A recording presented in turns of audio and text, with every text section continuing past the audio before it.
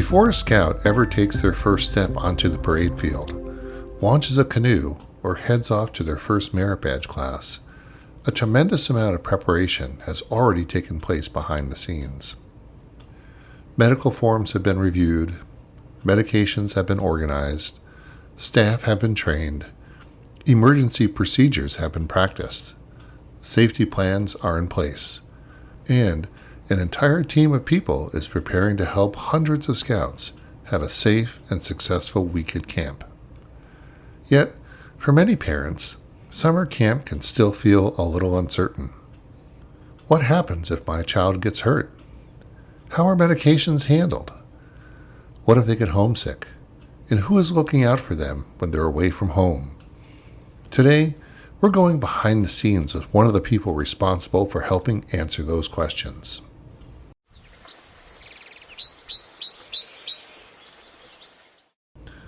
Welcome to Meet Me at the Grizz, the podcast where we share stories, traditions, lessons, and memories from Rotary Scout Reservation and the scouting experience.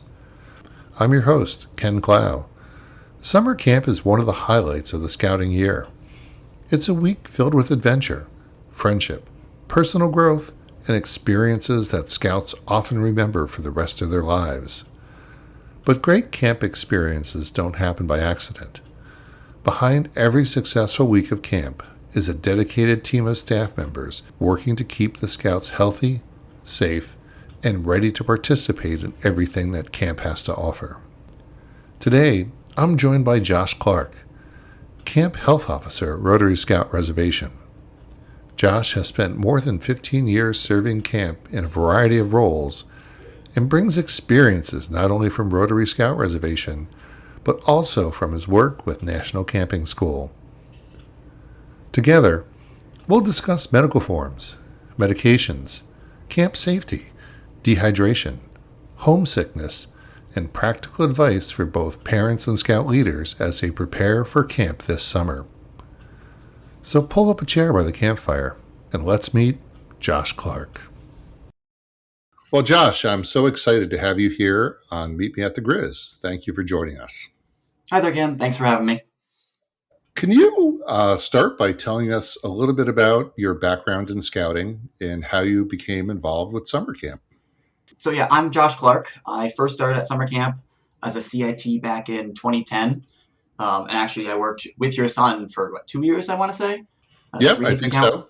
My CIT year at the first year program Trail Cruise class together. Over those 15 some odd years, I've worked too much stuff at camp, but mostly with our first year scouts. At this point, there's not really a merit badge or an activity that we do that I haven't actively been involved in teaching or assisting with or working on lessons plans. So as a health officer, that's giving me this great insight on what actually is going on to keep our scouts safe, identify our areas of growth, where we can go from here. I also serve on National Camp School staff, which you talked about in a previous episode. And basically that just gives me a chance to visit camps, what their best practices are, and adopt them for our camp.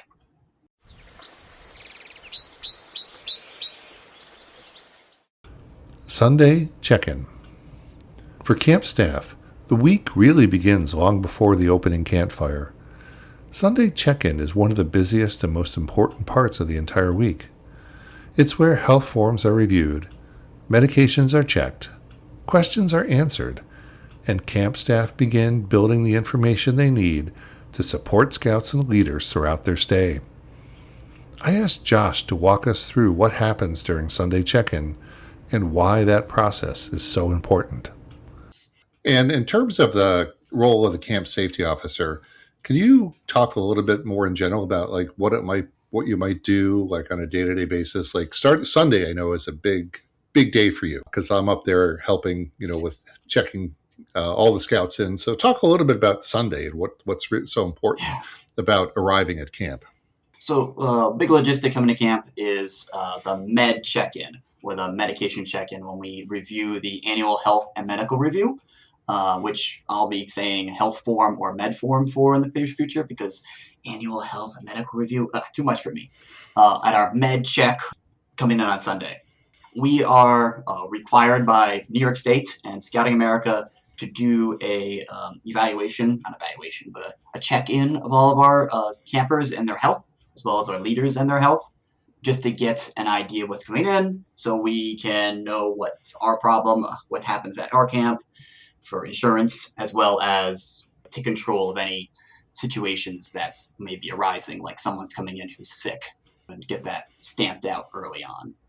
When we're actually looking at our med forms, we're trying to get, the biggest issues we end up getting are missing parent signatures, immunization dates missing. Tetanus is the one required by New York State within 10 years, and medication lists that aren't the same as what the scout brings to camp.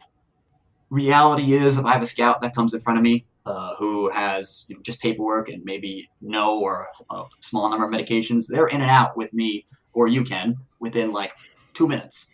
Hey, there's the signature. You got any problems? No, your signature. There's your buddy tag to go to the waterfront.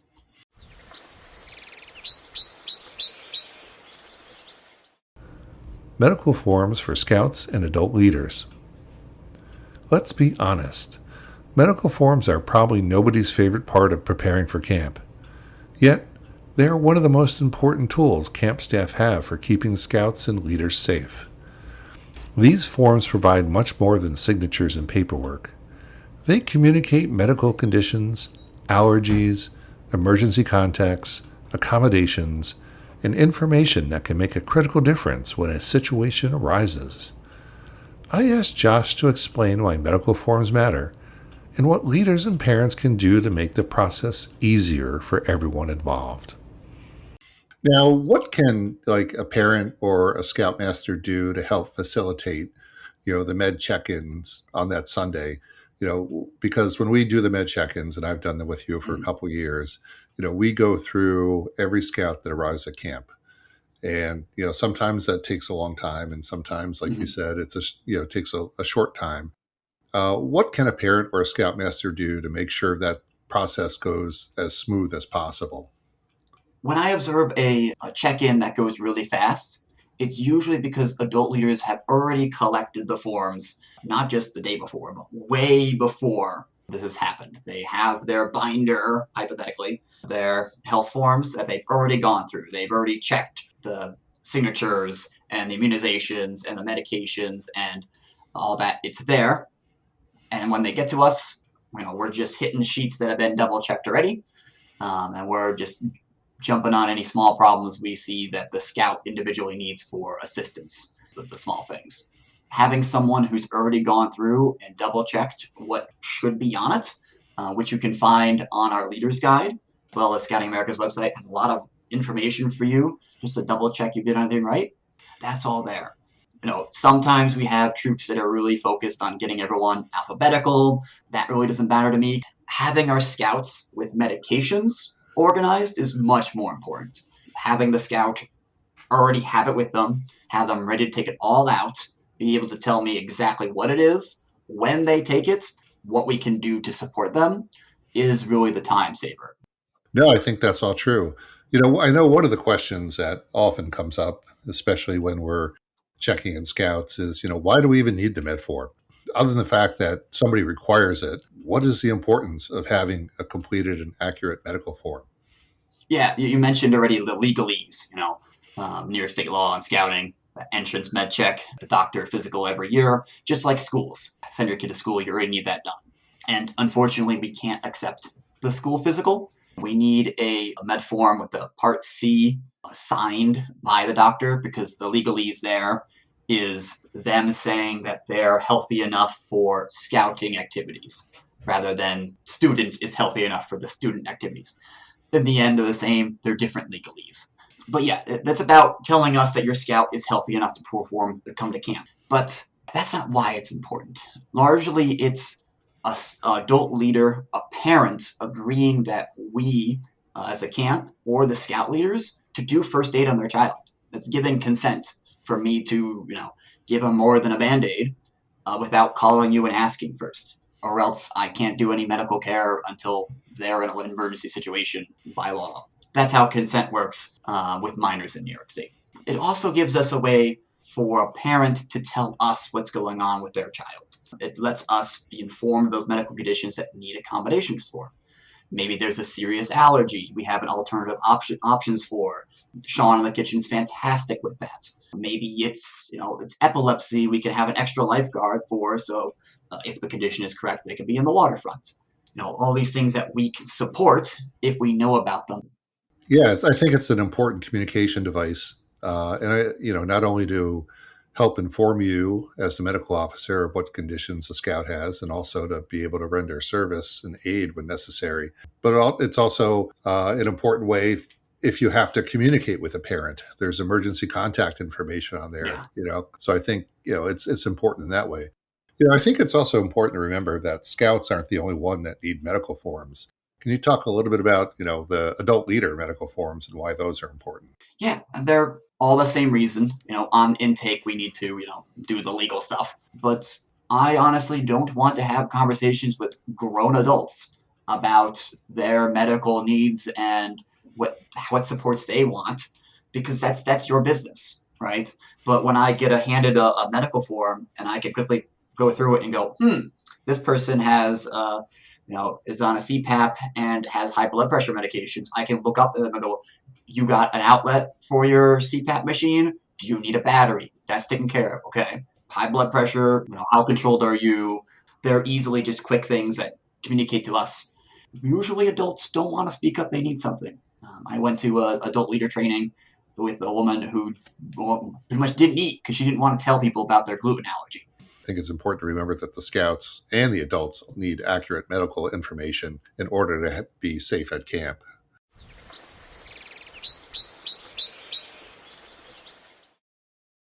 The medication process. One of the questions parents ask most often involves medications. Why are medications collected at check-in? Why can't scouts simply keep them in their campsite? How are medications distributed during the week? And what happens with things like inhalers and EpiPens? Josh explains both the legal requirement and the practical reasons behind the medication process at camp. Let's talk a little bit about medications if we can. Collecting medications is always one of the big questions that parents have. Like, why do you need to collect medications? What's the reason for it? And if you could talk a little bit about, what that process is when a scout checks in and why it's so important and how they get administered during camp. So just like at school, where the nurse handles and holds any daytime medication, New York State law is requiring us to hold it. That's not a scouting thing, that's New York State. All medications need to be under lock and key, and their usage needs to be supervised by a trained adult. Just like at school, where medications need to be held by the nurse, someone, per New York State law, has to have medications under lock and key, and the usage of them supervised by an adult. Scouts or students or children can't just take whatever medication. I'm supposed to have everything prescribed, over the counter, brought into camp, and I'm required to keep documentation of when and what was taken by each scout. I'm also required to it being what the prescription says. Really, we're trying to protect our scouts from being in a situation where they don't get their medications when they need it, or that they get abused and overtaken. One of the things that parents often ask, I know, when they come in is, how are the medications distributed? So maybe you could talk a little bit what the distribution process is and how you distribute the medications, and then how you have to record that as well. You have to keep a record of everything you've done. Typically at mealtime, I got a table outside of the dining hall. We tell our scouts to come get their mealtime medications, since most medications are taken at meal, breakfast, lunch, dinner. Most morning medications taken right at 8 a.m. with breakfast. We get the odd occasional lunch medication, and then dinner time's a big one. Logistically, we also have the evening before bed medications, where I come around and visit campsites, or depending on the week, those scouts come to me at the health lodge, because maybe they're right next to the camp, my building, and it's a little easier for them to come to me. It's usually our main times our scouts get their medications. Being that they're middle school or high schoolers, we try to push that idea. It's their responsibility to come see me to get their medication. Maybe with some of their adult leaders, elbowing them. And when they don't show up, I go hound them, find them, make a plan with them if it's becoming a problem or it's frequently forgot. Other camps have health lodges that are closer to their dining hall than ours.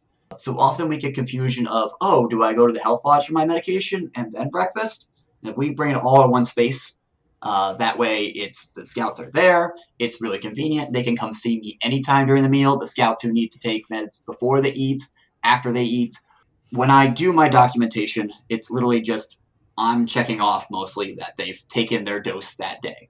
Ahead of time, when I get all the medications to come in, I got to write down, what the medication is and what the prescription is and how many meds they've given me, and how many they should be taking every meal. And then I'm just checking off in the state's documents that they took it at whatever times they're supposed to take it, or if they missed it or they chose not to take it, and anything like that.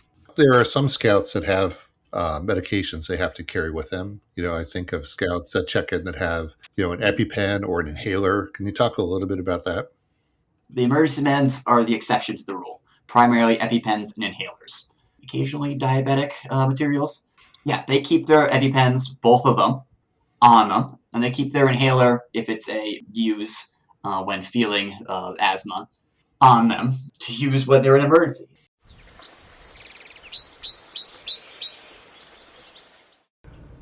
Safety at camp. When parents think about camp safety, they often think about what happens when something goes wrong. But camp safety is really about everything that happens before something goes wrong. Training, planning, procedures, communication, equipment, preparation. Those systems help staff prevent many problems before they occur and to respond effectively if they do. In this next session, Josh will discuss how camp approaches safety, what resources are available, and how staff respond when injuries or medical situations arise. Let's switch gears for a little bit and talk about safety in general at camp. That's something I think people think about. Parents think about camp safety. They might think about, what if my son gets hurt or my daughter gets hurt, or what if my child gets hurt? What happens if they fall down and scrape their knee or have something that's a little bit more serious? What are the primary ways that, safety occurs and responses to safety that happen at camp? All of our mitigation ahead of time is done through a scouting resource. We have national camp accreditation standards that we have to meet as a camp, and there are these big binders with a lot of cool rules, and 99% of it is all safety. Do we have the correct training? Do we have the correct equipment? Do we have the correct plans in place to be doing this as a national organization that we're all safe? Above and beyond the Guide to Safe Scouting and above and beyond the various trainings that normal adult leaders take. So we do, amongst the administrative staff, and most of the camp director, is put into place a lot of these safety mechanisms, and then it's our individual directors go about the safety in their area that they're trained to do from their national camp school certification, that are trained to do by me and the rest of the admin, and they train their staff, we train our staff. Now, safety is first in scouting. We can't be safe, then we can't. But we can't do it fun if we're not being safe. To build the character and the scouts that we want to into adults, they need to be safe doing it. That being said, the most amount of preparedness, you still get your cuts and you still get your rolled ankles. We're particularly lucky with the resources we have at our camp. We've almost all of our staff is first aid trained because we're required to by scouting, and because myself and others do first aid training year-round with them. And I'm available 24/7 on property. We have staff who sleep in both the health lodge, that's me, and our camp office, so we can be reached anytime in case of emergency. Our staff has radios where they can call us up, and their cell phones to get a hold of me at any time. I share my cell phone with adult leaders so they can get a hold of me when they need to. The camp has an ER doctor that I have speed dial, and I usually talk to him about twice a week, even when there's nothing going on. I have a set of standard operating center practices that I have to go about when I'm interacting with our health situations. We've got a first aid kit in every building in camp, and Scouting America is doing something really interesting right now and embracing a lot of mental health first aid, and resources. So every year we're making strides there too. And I know I've seen around camp, there's several AED devices that Yes. exist around camp. We've got 3 AEDs on property. We've got one that's with me at all times, one that's at the waterfront, and then one at the office because that's where most of our administrative staff is. They can grab it. There's just central camp there.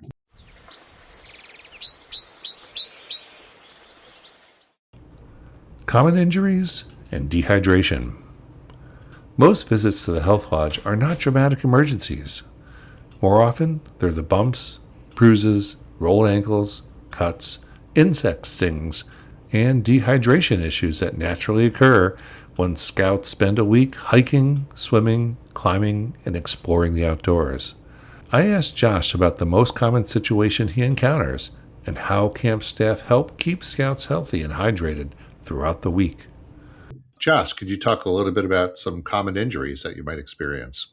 Mostly what I'm responding to is, cuts, dehydration and heat, ankle injuries, and the occasional insect sting.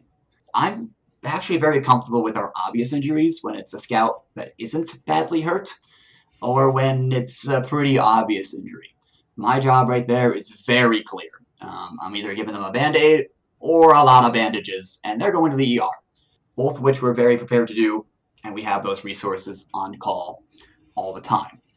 Logistically, once I've taken care of an injury, my or the other staff's first contact is an adult leader with the unit.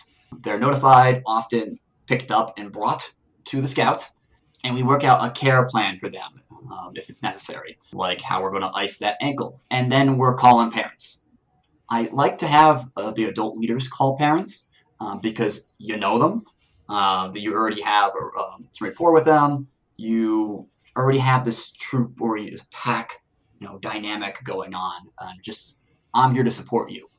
But in the end, I typically get on the phone and clarify anything, or will make those phone calls myself if it's pretty complicated.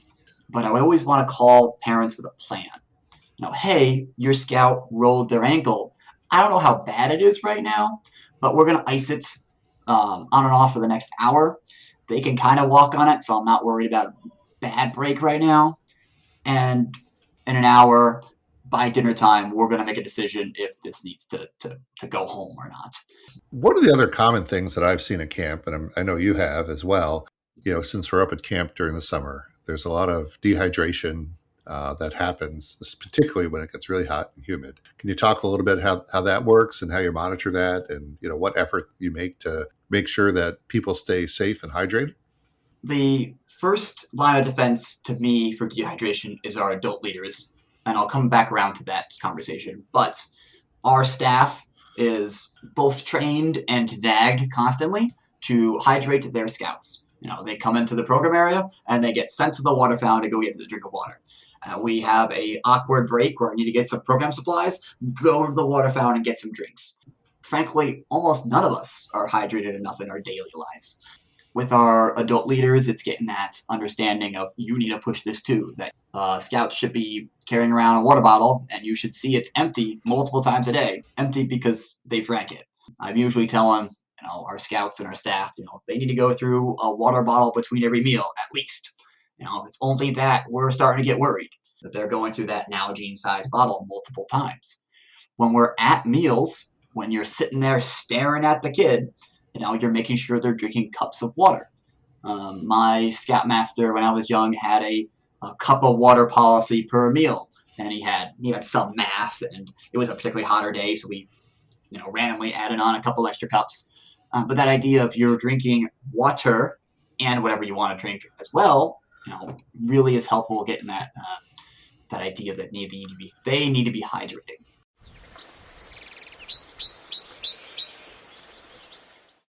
Homesickness. At some point during the week, many scouts experience a moment when they miss home. For first-year campers especially, homesickness can be a very real part of the camp experience.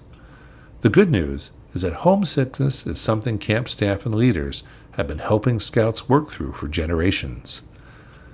Josh shares what he looks for, why homesick happens, and some of the simple strategies that can help a scout successfully navigate those difficult moments. Let's switch gears a little bit and talk a little bit about Homesickness. We talked earlier in the week, and you had mentioned that homesickness is something that you also kind of look for. Can you tell us a little bit, about why is homesickness such a common part of the camp experience, and how you look for it, how you monitor it, and how you address it? You have a previous episode that's talked about homesickness with adult leaders and the way they can support, especially planning for our scouts to get homesick, because they're gonna get tired, they're gonna get dehydrated a bit. They're going to call home or text home inevitably that they're not having a good time. And to me, a scout who is homesick and it's past the point of when leaders can deal with it. And frankly, I'd love to get involved even earlier than that as one of our first resources. That I can get you cold water, iced water, and AC. I can get you a dryer for their wet bedding. I can get the flush toilet and the heated shower if that's needed, just to get them through that next day and get them to that next point where they're loving having fun here.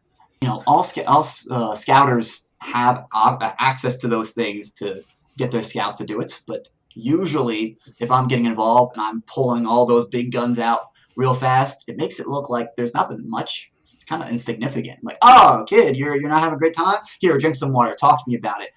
You're sitting in the AC. Or get closer to that AC. Oh, what's going on? Do you enjoy that?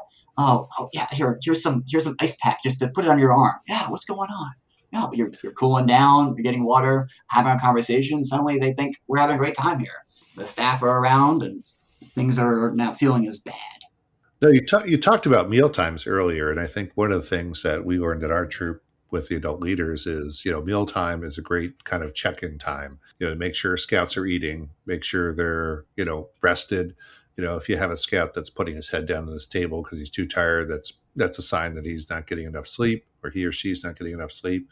If you have somebody who's not drinking, like you said, that might be a sign that they're dehydrated, and it's also, I think, meal times, from an adult leader perspective, is that, a great time just to check in and have a little chat and say, hey, how's it going? Is everything okay?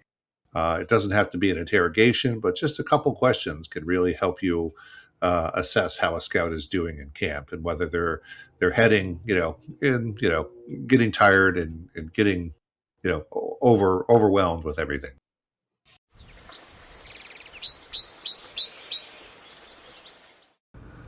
Josh's safety moment. On this episode of Meet Me at the Grizz, Josh gets an opportunity to share a practical safety tip that listeners can immediately put into practice. As you'll hear, Josh's advice is simple, straightforward, and something every scout can remember before arriving at camp. Here's Josh's safety moment. Is there any special thing that you would like every parent to know before they drop off their child at camp, or things that they should be thinking of before they drop off their child at camp related to safety? The leader's guide that we have is great. It has a lot more resources and answered questions in there than you'd ever expect. It's a leader's guide. I'm not the leader. Why would I read that? Where would I get it? If you go on the council calendar, you can click on any of the times that our camp is running this summer, and it pulls up the leader's guide. Or you can go on the Rotary Scout Reservation website, find the leader's guide pretty easy, and just glance through it. See what's there. See if it answers any of your questions. If not, especially if it's safety or medications or something that the scout needs, I'm always available for questions. My email is medical@rsrbsa.org. Just simply medical. And my safety moment for today is really impressing upon our parents that closed-toe shoes are required at all times at camp. Keep those toenails away from our gravels and sticks. They can have sandals or slides at the shower house or at the waterfront. Those are great resources there. But they need to have shoes for in between those places as well. So that's something we really push, and it keeps, our toenails safe.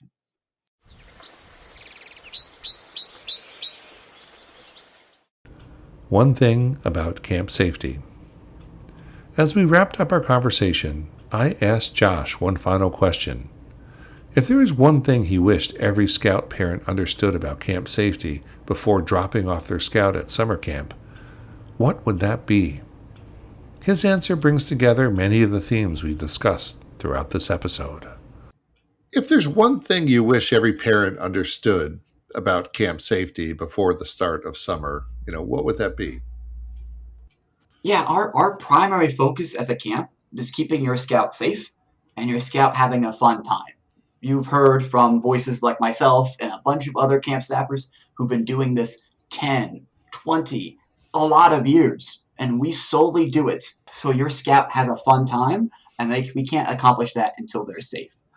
If you have a concern, we want to hear about it and we want to talk to you. And most of your leaders are if they've come back many years, they're familiar because they've had the opportunity to have those conversations with us, but we can always answer them for you. So Josh, I really appreciate your time and I thank you for being here on the podcast. I think you've provided our families and our leaders and our parents with some great advice and some great information about camp safety. Thank you so much for being here. Thank you, Ken, and thanks for putting on this podcast.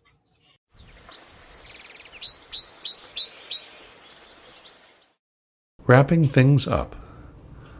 One thing that stood out to me during this conversation is that camp safety is not the responsibility of one person. It's a partnership. Parents provide information through medical forums. Leaders prepare and support their Scouts. Camp staff train, plan, and respond. And Scouts themselves learn responsibility, self-care, and resilience. The medical forms, medication procedures, hydration reminders, safety rules, and check-in processes we discussed today aren't obstacles to the camp experience. They're what makes the camp experience possible. When those systems are working well, Scouts are free to focus on the things that really matter: friendship, adventure, learning new skills, and creating memories that will last long after the summer ends. And that's exactly what camp should be about.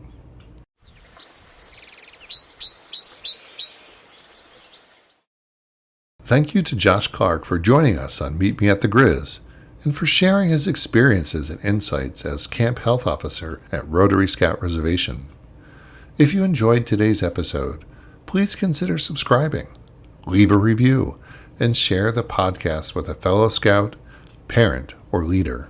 You can find previous episodes, resources, and additional information at meetmeatthegrizz.com. Until next time, may the memories of yesterday inspire the campfires of tomorrow. Thanks for listening, and we'll meet you at the Grizz.